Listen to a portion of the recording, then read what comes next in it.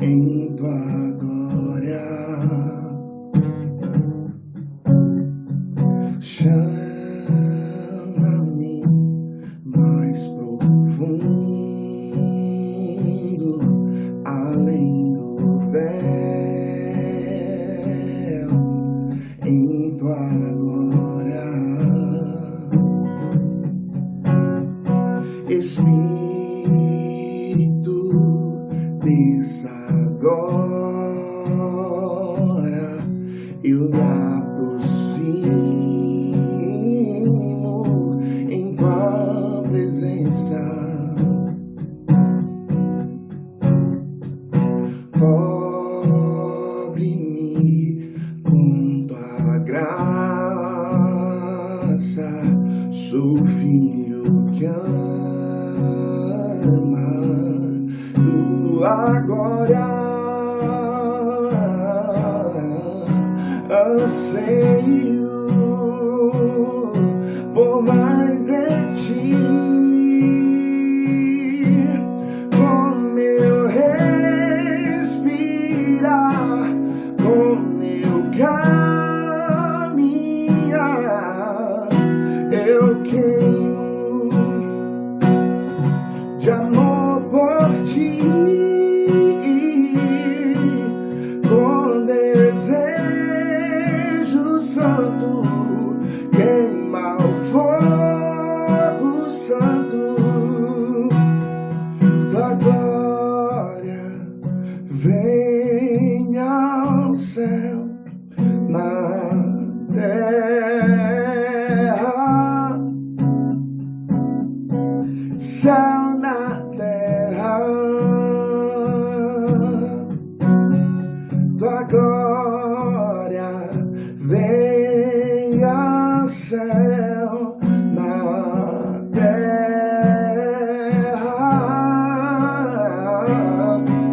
céu na terra.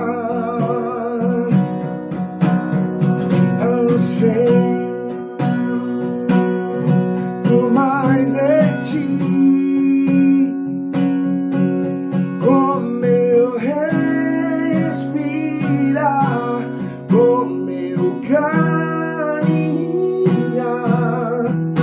eu queimo de amor por ti, com desejo santo, queima o fogo santo.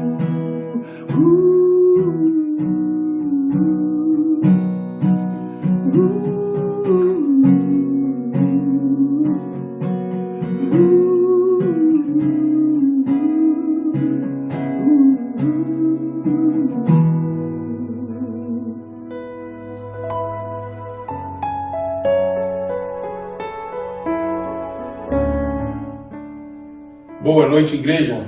A paz de nosso Senhor e Salvador Jesus Cristo.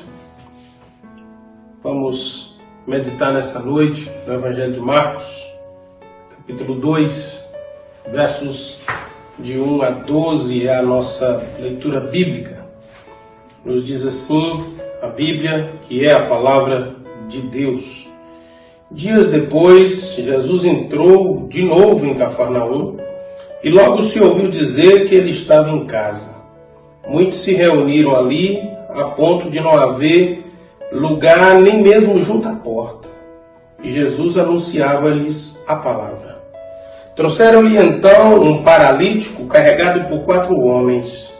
E não podendo aproximar-se de Jesus por causa da multidão, removeram o telhado no ponto correspondente ao lugar onde Jesus se encontrava, e pela abertura desceram o leito em que o paralítico estava deitado. Vendo-lhes a fé, Jesus disse ao paralítico: Filho, os seus pecados estão perdoados. Alguns escribas estavam sentados ali e pensavam em seu coração: como ele se atreve a falar assim? Isso é blasfêmia. Quem pode perdoar pecados a não ser um, que é Deus. E Jesus, percebendo imediatamente em seu espírito que eles assim pensavam, disse-lhes: por que vocês estão pensando essas coisas em seu coração? O que é mais fácil dizer ao paralítico: os seus pecados estão perdoados? Ou dizer: levanta-se, tome o seu leite e ande? Mas isso é para que vocês saibam que o Filho do Homem tem autoridade sobre a terra para perdoar pecados. E disse ao paralítico: eu digo a você, levante-se, pegue o seu leito e vá para casa. Ele se levantou e no mesmo instante, pegando o leito, retirou-se à vista de todos, a ponto de todos se admirarem e darem glória a Deus, dizendo: jamais vimos coisa assim. Que Deus abençoe a sua palavra ao nosso coração mais uma vez nessa noite. Eu tenho pregado alternadamente no Evangelho de Marcos, pois é de suma importância que nós conheçamos esse Evangelho para que nós possamos compreender os demais. Nós sabemos que esse Evangelho foi escrito, possivelmente, logo após a morte de Pedro, por volta de 67 depois de Cristo. Lembrando que Marcos não era apóstolo, e alguns escritores o chamam de o intérprete de Pedro, dado a robustez e a pouca leitura, talvez, de Pedro. Os mais contundentes chegam a afirmar que Marcos escreveu esse evangelho entre 65 e 70. O que muda pouca coisa, o que é interessante para nós, é que esse evangelho possivelmente foi escrito antes da destruição de Jerusalém, que aconteceu no ano 70. É o menor dos evangelhos, não contém genealogias, não explica sobre o nascimento de Jesus, não se detém muito nas pregações detalhadas com parábolas e ensinos, e é um evangelho, por conseguinte, considerado até resumido. Para que nós possamos entender, eu vou ler apenas um trecho do capítulo 1 de Marcos para você entender. Então veio uma voz do céu que dizia: você é o meu filho amado, em quem me agrado. E logo o Espírito conduziu Jesus ao deserto, onde ficou durante 40 dias, sendo tentado por Satanás. Estava com as feras e os anjos o serviam. Marcos 1, de 11 a 13. Veja que é tudo que tem sobre a tentação de Jesus no deserto. Diferente do capítulo 4 de Lucas, diferente do capítulo 4 de Mateus, que detalham como é que foi a tentação ali no deserto. Marcos não. É só isso que ele diz. Então, esse evangelho, há um consenso entre os intérpretes que ele é o evangelho da ação do ministério de Jesus.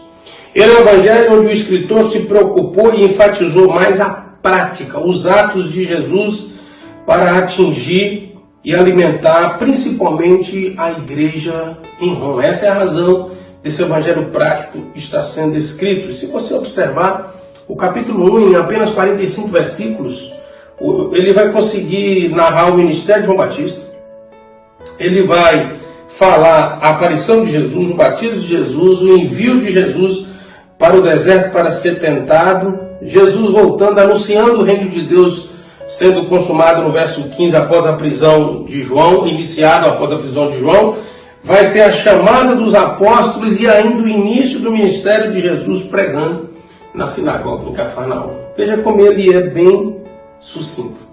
E aí nós chegamos no texto que nós acabamos de ler.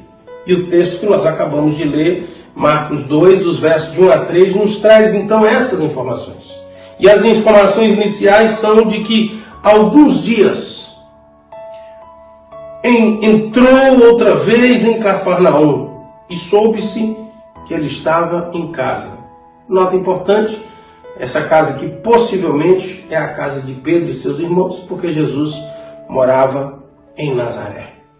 Agora, o que me chama a atenção é o detalhe que eu já falei com você, que nós devemos ler naquele modelo rabínico das 4 perguntas, dos 4 estágios. E o primeiro estágio de leitura, o que nós conhecemos como Peshá, é a leitura daquele que está alfabetizado naquela língua. Mas o segundo nível de leitura, que é o Remes, que é o nível das perguntas, o texto já me salta uma pergunta. E o verso 1 me diz que alguns dias depois de onde? Depois de quê? E aí a gente começa a entender um pouco. O capítulo 1, no verso 22, diz assim: porque os ensinava como tendo autoridade e não como os escribas. Então preste atenção que é um público que estava observando, e em Cafarnaum Jesus já tinha surpreendido o público e as pessoas estavam comparando a diferença do ensino de Jesus com o dos escribas, porque Jesus falava com autoridade e fazia com autoridade. Como é que essa autoridade foi manifesta? Marcos capítulo 1, versículo 27, eles viram o espírito imundo confessar. Olha o que o endemoniado diz: bem sei quem és, o Santo de Deus. E Jesus vai expulsar esse demônio e o povo vai exclamar no verso 27. E todos se admiravam, a ponto de perguntarem entre si, dizendo: o que é isso? Que nova doutrina é esta? Pois com autoridade ordena aos espíritos imundos e eles lhe obedecem. Veja que Marcos vai enfatizar 2 vezes, no verso 22 e no verso 27, a questão da autoridade de Jesus. Então, o capítulo 1 nos diz que Jesus, saindo da sinagoga após esse evento do homem demoniado, nos versos de 29 a 31, ele vai chegar na casa de Pedro, vai encontrar a sogra de Pedro doente, ele vai curar a sogra de Pedro, a multidão naquele dia vai se ajuntar à porta da casa, e o texto nos diz nos versos de 32 a 34 de Marcos capítulo 1, que Jesus vai até avançadas horas curando, libertando e colocando pessoas em situações de refrigério, até que os discípulos vão procurá-lo já no outro dia, e o texto nos diz que ele tinha saído de madrugada para orar. E ele saiu de madrugada para orar, e os discípulos então encontram com ele, e ele chama os discípulos para uma caminhada por toda a Galileia, versos de 35 a 39 do capítulo 1, onde ele vai libertar e vai curar muitas pessoas. É dessa jornada que Jesus está voltando a Cafarnaum. Então é isso aí que Marcos está nos dizendo. Que Jesus está entrando na cidade, o povo vai afluir para ele, voltando dessa jornada e desses feitos que estão acontecendo. E o verso 4 então nos diz, do capítulo 2 agora: e não podendo aproximar-se dele por causa da multidão, descobriram o telhado onde Jesus estava, e fazendo um buraco, baixaram o leito em que jazia o paralítico. Querido, a cena é cinematográfica. O texto aqui diz telhado, mas o original diz eirado. É um solário que era feito em cima das casas, onde secava o cereal, onde se guardava alguma coisa livre dos bichos, e sabemos que ela era feita com varas encostadas uma na outra, uma pequena forragem de capim, uns colocavam couro para tampar, e uma proteção, afinal de contas ia guardar até grãos ali. E o texto nos diz que eles calcularam onde Jesus estava lá embaixo, abriram cuidadosamente, e aí eu começo a imaginar a cena, as madeiras sendo afastadas, capim caindo, semente caindo, o momento ali tenso, e quando todo mundo pensa que o pior já tinha acontecido, desce um homem amarrado numa cama, guiado até o meio de onde Jesus estava. Certamente o público que estava ali, além da expectativa e o impacto da cena, ficou imaginando o que Jesus vai dizer agora. Agora nós queremos saber o que ele vai dizer. E Jesus vai romper o silêncio, e no verso 5 está narrado que está escrito que Jesus, vendo a fé deles, disse ao paralítico: filho, perdoados estão os teus pecados. E essa fala de Jesus vai provocar uma reação. Uma reação talvez das mais perigosas, porque alguns escribas estavam sentados, eles já tinham ouvido que a doutrina de Jesus tinha autoridade, a deles não. Lembrando que os escribas também eram chamados de os doutores da lei, porque eles sabiam interpretar a lei. Alguns escribas estavam sentados ali e pensavam em seu coração. Preste bem atenção. Como ele se atreve a falar assim, isso é blasfêmia? Quem pode perdoar pecados? Uma nota importante que Marcos fez questão de dizer é que antes dele narrar isso aqui, ele terminou o capítulo 1 com a seguinte narrativa. Um leproso se aproximou de Jesus e lhe pediu de joelhos: se o Senhor quiser, pode me purificar. E Jesus, profundamente compadecido, estendeu a mão, tocou nele e disse: quero ser limpo, quero sim, fique limpo. E no mesmo instante a lepra desapareceu dele e ele ficou limpo. Jesus tocou no leproso e o leproso ficou curado. Nós sabemos que a lepra era considerada, ela era um paralelo do pecado. Assim como a lepra destruiu o corpo visivelmente, a ideia de que a lepra estava associada ao pecado é que o pecado é a lepra que destrói a alma do homem. E agora Jesus toca no leproso, o símbolo encarnado de um homem de pecado, e o homem é curado. Não, então, nesse caso ele não perdoou os pecados, não, ele curou só a lepra. Vamos dizer que havia uma dificuldade de aceitar isso, até dentro do contexto da própria religião. Porque o texto é muito claro, você vê que o texto não diz que Jesus curou. O homem não pede para ser curado. Jesus diz fique limpo, umas versões diz fique purificado. Dada era a relação. Muito bem.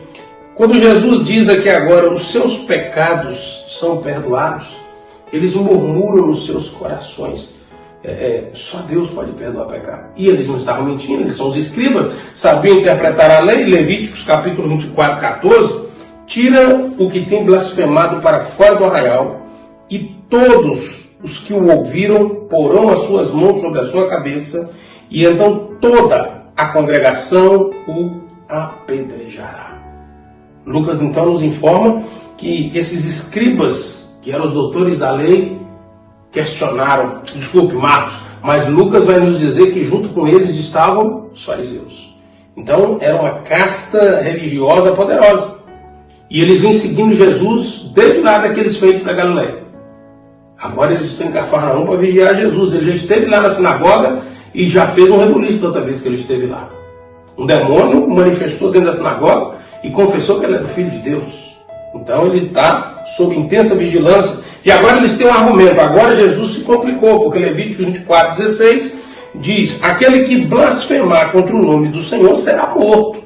Toda a congregação o apedrejará, tanto o estrangeiro como o natural da terra, blasfemando contra o nome do Senhor. E aí, Marcos cuidadosamente nos diz agora nos versos 8 e 9. E Jesus, percebendo imediatamente em seu espírito que eles assim pensavam, disse-lhes: por que vocês estão pensando essas coisas em seu coração? Choque número 1. A pessoa está ali, de uma disfarçada, olhou um para o outro, aquele negócio comunicou com ele, Jesus falou: o que você está pensando aí? Já deu um susto. Choque 2. O que é mais fácil? Olha o que Jesus deu para eles a oportunidade. Dizer ao paralítico: seus pecados estão perdoados, ou dizer: levante-se e tome o seu leito e ande. Antes que eles pudessem fazer a escolha, eles nós entendemos que tem que curar ele, porque pecado a gente não vai poder saber se foi perdoado ou não. Nós somos Deus. E aí Jesus vai responder para eles de maneira profética. Mas isso é para que vocês saibam que o Filho do Homem tem autoridade. Lembra que Marcos vem insistindo na questão da autoridade do Filho de Deus? Que o Filho do Homem tem autoridade sobre a terra para perdoar pecados, e disse ao paralítico: eu digo a você, levante-se, pegue o seu leito e vá para casa. Marcos 2, de 10 a 11. Talvez para nós signifique pouco, mas a expressão Filho do Homem que Jesus usou é a expressão que o identifica como o Messias prometido. Essa expressão ela aparece cerca de 80 vezes no Novo Testamento. E Filho do Homem não é porque é filho de Maria e de José. em muitos momentos ela aparece na Bíblia, mas mais contundente lá na profecia em Daniel, capítulo 7. Separei os versos 13 e 14 só, mas depois você leia todo o capítulo.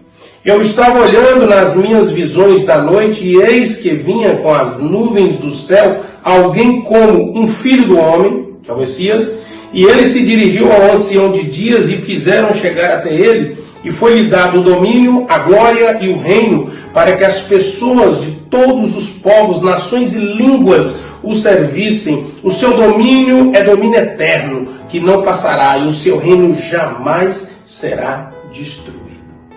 Um endemoniado dentro da sinagoga naquela cidade já tinha dito que Jesus era o Filho de Deus. Eles já tinham ouvido isso. E agora Jesus vai quase que obrigá-los a confessar. Jesus disse: olha, eu vou mostrar para vocês que eu sou o Messias que está prometido, que eu sou o Filho do Homem. Então, para mim, era muito fácil dizer que os pecados deles estavam perdoados. Mas para que vocês saibam, eu vou fazer o que vocês podem ver. Por isso ele deu aquela ordem. Lembra que lá em Marcos 1, 23, 24, o endemoniado havia dito para Jesus que ele era o Santo de Deus?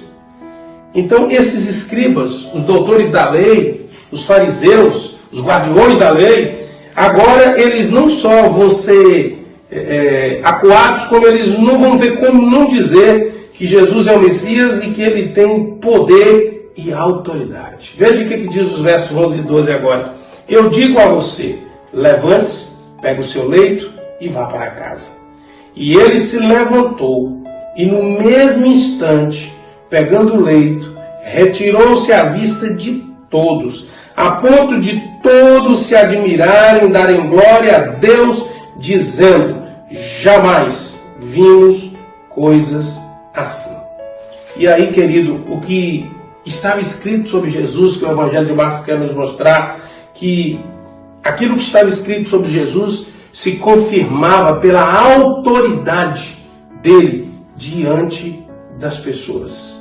Aquilo que o Evangelho de Marcos quer é mostrar um evangelho prático que acontece de maneira contundente. É um evangelho que ele quer mostrar para os romanos que, mais do que palavras, a prática confirma essas palavras. Eu estou ouvindo uma troca de discurso essa semana de decisões da nossa corte que um dia um juiz disse uma coisa, agora ele está fazendo outra. Aqui não, aqui nós temos o evangelista se preocupando de mostrar um evangelho prático acontecendo na prática. Mas o que eu quero fechar com você? O que eu gostaria de pensar, aplicar isso para a nossa vida, desse episódio e do que está aqui no Evangelho de Marcos, para mim e para você. Se o Evangelho de Marcos, a intenção dele é revelar que o que estava escrito sobre Jesus na prática aconteceu, eu pergunto para você, o que está escrito sobre você como cristão, na prática está acontecendo? Olha como é que Marcos trabalha essa questão e ele vem dando dinâmica para isso até que ele chega no final do Evangelho. Marcos 16, 16 e 18. Quem crê e for batizado será salvo, quem porém não crê será condenado. Ele não entra na questão. Agora, isso aqui, ele diz, esses sinais acompanharão aqueles que creem. Os que disseram que obedeceram Jesus, os que disseram que aceitavam a doutrina de Jesus, os que obedeceram os preceitos da doutrina de Jesus. Batizar significa obedecer os preceitos de Jesus. Essa palavra se confirma através das seguintes coisas. Esses sinais acompanharão aqueles que creem em meu nome. Expulsarão demônios, falarão novas línguas, pegarão em serpentes, beberão alguma coisa mortífera e não lhes fará mal. E se impuserem as mãos sobre os enfermos, eles ficarão curados.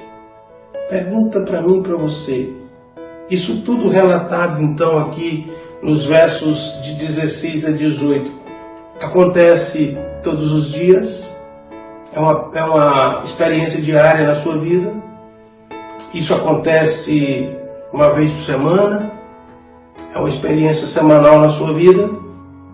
Uma vez por mês? É uma experiência mensal? Uma vez por ano? É uma experiência anual?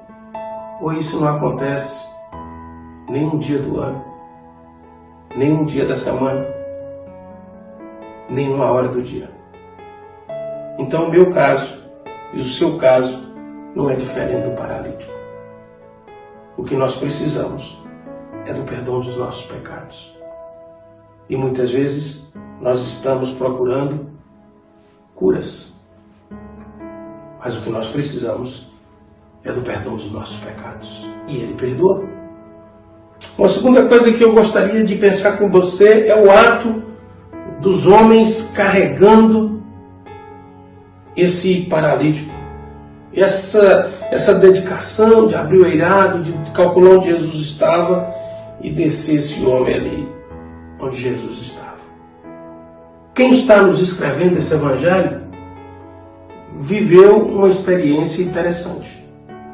Em Atos capítulo 15, de 37 a 39, está escrito assim: Barnabé queria levar também João, chamado Marcos, mas Paulo não achava justo levar aquele que tinha se afastado deles desde a Panfilha, não os acompanhando no trabalho. Houve tal desavença entre eles, que vieram a separar-se. Então Barnabé, levando consigo Marcos, que navegou para Chipre. Marcos, por algum motivo, teve que abandonar Paulo na primeira viagem missionária, e agora Paulo não tem a confiança para levá-lo. Paulo acha por bem não, e o fato é que Barnabé vai acolher esse Marcos. Barnabé já tinha feito isso com Paulo, lá em Atos capítulo 9, de 26 a 28, quando ele procurou se juntar aos discípulos de Jesus. As pessoas tinham medo, não acreditavam que ele fosse discípulo, diz o texto, mas Barnabé tomou Saulo consigo, e o texto termina no verso 28, dizendo: Saulo ficou com eles em Jerusalém, entrando, saindo e pregando ousadamente em nome do Senhor. Há um hino no nosso inário para o culto cristão, não é o do cantor cristão, o hino 496, que sobre esse ato de Barnabé diz assim: e quando Saulo converteu-se a Cristo, lhe faltou amigos. Alguém que fosse companheiro, fonte de consolo e abrigo, como fruto do amor de Cristo, fruto do seu compromisso. O amor de Cristo é a palavra revelada, o compromisso é a palavra praticada. Foi um homem procurá-lo, dando-lhe a mão. E o refrão do hino diz: era seu nome Barnabé, natural de Chipre. O que eu aprendo com esse episódio e o que eu aprendo com esse cântico? E o que isso tem a ver com os amigos descendo o aleijado pelo eirado da casa? Tiago capítulo 4, versículo 17 diz assim: aquele pois que sabe fazer o bem e não faz, comete pecado. Aqui não diz e não faz porque guardou mágoa, porque não, que não faz. Sabe fazer o bem, tem que fazer, não importa a situação, não faz, comete pecado. Esse Marcos não era apóstolo, mas passou a ser conhecido como o intérprete do apóstolo Pedro, a ponto de Pedro escrever sobre ele na primeira carta, no capítulo 5, no verso 13, aquele que se encontra na Babilônia, também eleita, manda saudações, e o mesmo faz o meu filho Marcos. Quando Paulo está esquecido no calabouço em Roma, de onde vai caminhar para os seus últimos minutos de vida, 2 Timóteo capítulo 4, verso 11, ele escreve: somente Lucas está comigo, encontre Marcos e traga-o junto com você, pois me é útil para o ministério. Esse homem que está nos escrevendo é um homem que foi abandonado por algum motivo, passou por alguma dificuldade, mas foi graças ao acolhimento de um homem que ele foi bênção na vida de Paulo, que ele foi bênção na vida de Pedro, que ele foi bênção na vida de tantas pessoas, e como está sendo a nossa vida através do Evangelho que ele nos escreveu. Então eu quero concluir nessa noite pensando com você duas coisas. Aquele homem paralítico, ele precisava muito mais do perdão dos seus pecados do que ser curado. Mas aquele homem pôde chegar até Jesus e ter os seus pecados perdoados, porque aqueles amigos não desistiram dele, embora as dificuldades fossem muitas. A pergunta que eu faço para você nessa noite é: de que você está desistindo? De que você está abrindo mão por causa de uma desavença, de uma dificuldade de acerto? É relacionamento? É amizade? É vida conjugal? É andar nos caminhos do Senhor? É fazer as coisas para o Senhor? Magoou, ficou com raiva porque te tiraram, não te indicaram? O que você está deixando de fazer? Porque você não foi absolvido ou usado no momento que você queria. Novamente eu digo para você a mesma coisa. O que eu e você nesse caso estamos precisando não é de cura, mas é que nossos pecados sejam perdoados. Porque nossos pecados sendo perdoados, a verdadeira cura acontece na nossa vida. Eu gostaria de orar com você nessa noite. Se tem alguém que no seu coração nesse momento o Espírito Santo está revelando, está lembrando que você podia ter dado a mão, mas um coração iracundo, uma mágoa, uma tristeza, uma ira falou mais alto, você precisa do perdão dos seus pecados nessa noite. Se você abandonou, se você deixou a tristeza falar mais alto, você precisa do perdão dos seus pecados nessa noite. Curva a sua cabeça, eu quero orar com você. Deus, em nome de Jesus, somos homens e mulheres pecadores. A verdadeira cura, a verdadeira libertação que nós precisamos é o perdão no sangue de Jesus. Tira do nosso coração toda dificuldade de ser bênção na vida das pessoas. Tira do nosso coração toda dificuldade de nos lançarmos para as coisas do Senhor, de estender a mão, porque deixamos que coisas morassem no nosso coração ao invés da Tua palavra. Nós nos arrependemos dos nossos pecados nessa noite. Nos entregamos na mão do Salvador, daquele que tem autoridade para perdoar pecados e para nos curar, no nome de Jesus. Amém? Que Deus abençoe a sua vida, que o Espírito Santo te conduza em toda essa semana. Estende a sua mão, quero orar, quero abençoar a sua vida agora. E agora que o amor de Deus, o nosso Pai, a graça insondável do Senhor e Salvador Jesus Cristo, a comunhão, a consolação, o poder, o revestimento do Espírito Santo de Deus, seja com a Igreja de Jesus, que agora se reuniu dessa forma, e com a Igreja do Senhor Jesus, que se encontra espalhada em toda a face da terra, hoje e eternamente. Uma noite de paz, uma semana de bênção e de prosperidade, em nome de Jesus.